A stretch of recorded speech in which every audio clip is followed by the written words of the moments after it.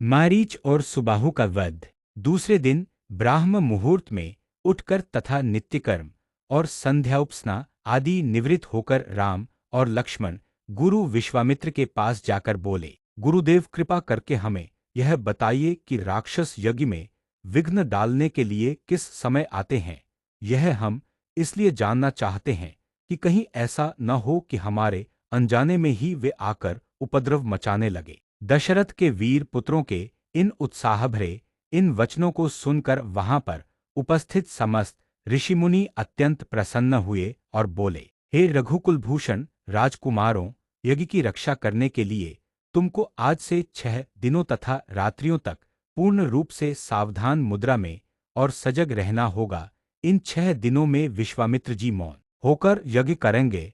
इस समय भी वे तुम्हारे किसी भी प्रश्न का उत्तर नहीं देंगे, क्योंकि वे यज्ञ की दीक्षा ले चुके हैं। सूचना पाकर राम और लक्ष्मण दोनों भाई अपने समस्त शस्त्रास्त्रों से सुसज्जित होकर यज्ञ की रक्षा में तत्पर हो गए। 5 दिन और 5 रात्रि तक वे निरंतर बिना किसी विश्राम के सतर्कता के साथ यज्ञ की रक्षा करते रहे, किंतु इस अवधि में किसी भी प्रकार की विघ्न बाधा नहीं आई। 6वें दिन राम ने लक्ष्मण से कहा, भाई सौमित्र, यज्ञ का आज अंतिम दिन है और उपद्रव करने के लिए राक्षसों की आने की पूर्ण संभावना है। आज हमें विशेष रूप से सावधान रहने की आवश्यकता है। तनिक भी असावधानी से मुनिराज का यज्ञ और हमारा परिश्रम निष्फल और निरर्थक हो सकते हैं। राम ने लक्ष्मण को अभी सचेत किया ही था कि यज्ञ सामग्री चमस समिधा आदि अपने आप भभक उठे। आकाश से ऐसी ध्वनि आने लगी जैसे मेघ गरज रहे हों और सैकड़ों बिजलियां तड़क रही हों।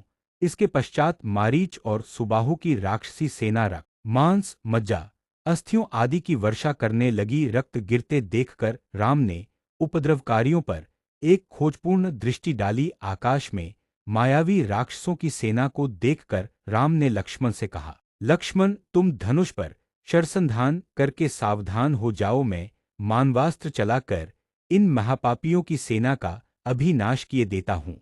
यह कहकर राम ने असाधारण फुर्ती और कौशल का प्रदर्शन करते हुए उन पर मानवास्त्र छोड़ा। मानवास्त्र आंधी के वेग से जाकर मारीच की छाती में लगा और वह उसके वेग के कारण उड़कर 100 योजन अर्थात 400 कोस दूर समुद्र में जा गिरा। इसके पश्चात राम ने आकाश में आग्नेयास्त्र फेंका, जिससे अग्नि की एक भयंकर ज्वाला प्रस्फुटित हुई और उसने सुबाहु को चारों ओर से आवृत कर लिया। इस अग्नि की ज्वाला ने क्षण भर में उस महापापी को जलाकर भस्म कर दिया। जब उसका जला हुआ शरीर पृथ्वी पर गिरा तो एक बड़े जोर का धमाका हुआ।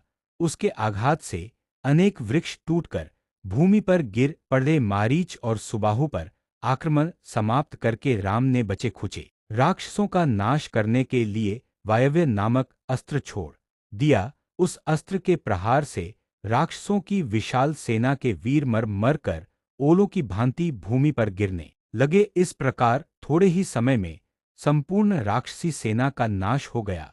चारों ओर राम की जय जयकार होने लगी तथा पुष्पों की वर्षा होने लगी। निर्विघ्न यज्ञ समाप्त करके मुनि विश्वामित्र यज्ञ वेदी से उठे और राम को हृदय से लगाकर बोले, हे रघुकुल कमल, तुम्हारे भुजबल के प्रताप और युद्ध कौशल से आज मेरा यज्ञ सफल हुआ।